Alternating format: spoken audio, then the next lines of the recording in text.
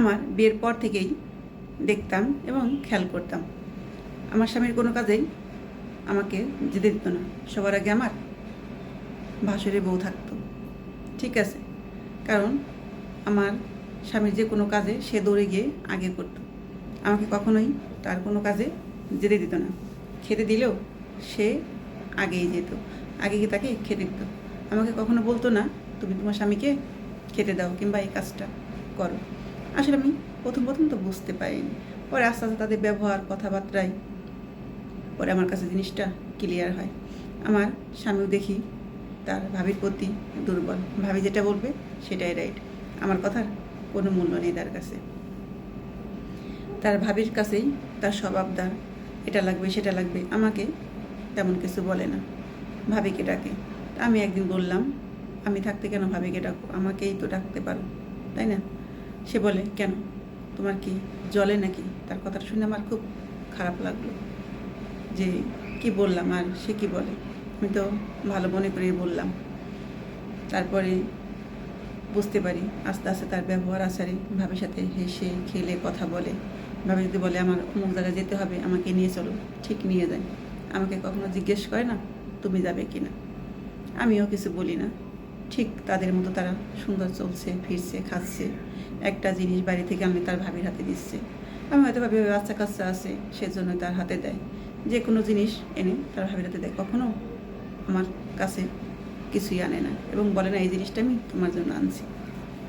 আমার ভিতরে সন্দেহ ঢুকতে থাকে এবং আমার সাথে কেমন আচরণ করে।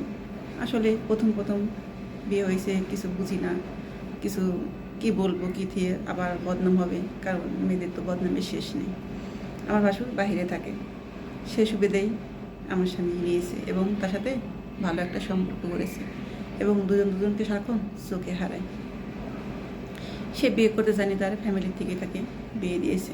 আমাকে দেখে তার মায়ের ভালো লেগেছিল, সেই তার ছোটো ছেলের বউ করে নিয়ে এসেছে। আসলে জানতাম না ভাগ্যে এত কিছু লেখা আছে।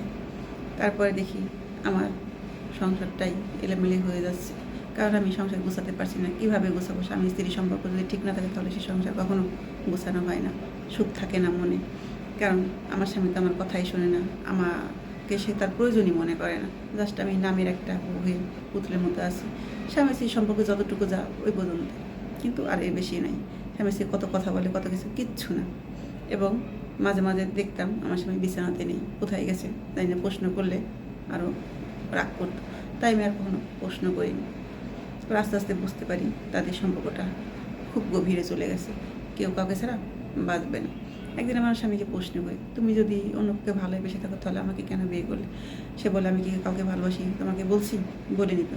আমাকে বলা লাগে না, ব্যবহারে তো বোঝা যায়, তাই না? তুমি তো আমার প্রতি কেয়ার নেই, খেয়াল নেই, আমি কি খেলাম না খেলাম কখনো জিজ্ঞেসও করো না, ভালো মন্দ একটা কথাও বলো না।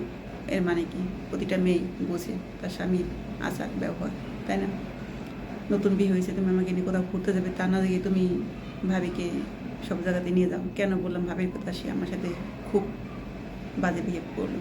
তারপর থেকে আমি আর কখনোই বললাম না, চুপ থাকি, দেখি এর শেষ কোথায়। আসলে এর শেষ কখনোই হয় না, আপনি যতই চেষ্টা করেন। আমি প্রাণপণ দিয়ে চেষ্টা করেছি তাকে ফেরানোর জন্য, আমার সবটা দিয়ে, কিন্তু পারিনি। তাদের সম্পর্ক ঠিকই রয়ে গেছে। কি করব, বিয়ে হয়ে গেছে, এখন বাবা মাকে বলতে পারতেছি না। বলবে বিয়ে হতে না হতেই যত অশান্তি, তারাও কষ্ট হবে, এত কষ্ট করে বিয়েটা হয়েছে। যাই হোক, মানুষ খারাপ বলবে যে মেয়ে খারাপ, তা না হলে এমন কেন? সেখানে তো কোনো অভাব নেই, খাওয়া পড়ার কোনো অভাব ছিল না, কিন্তু অভাব ছিল স্বামীর ভালোবাসার মর্যাদার। সেটা আমি কখনোই পাইনি, যেটা আমার ভাসুরের বউ পেয়েছে আর কি। আমার স্বামী ভাবিকে সে তার সবটা দিয়ে ভালোবাসে, সবার আগে তার ভাবি, তার আগে পরে কোনো কথা নেই। আমার সেখানে কোনো মূল্য নেই। এক কথায় বলছেন, ভাবি যেটা বলবে সেটাই, শুনতে পারলে থাকো, না শুনতে পারলে চলে যাও। এরকম হয়তো আমার মতো হাজারো মেয়ের জীবন কাটছে, আসলে মুখ করে কেউ কিছু বলতে পারছে না।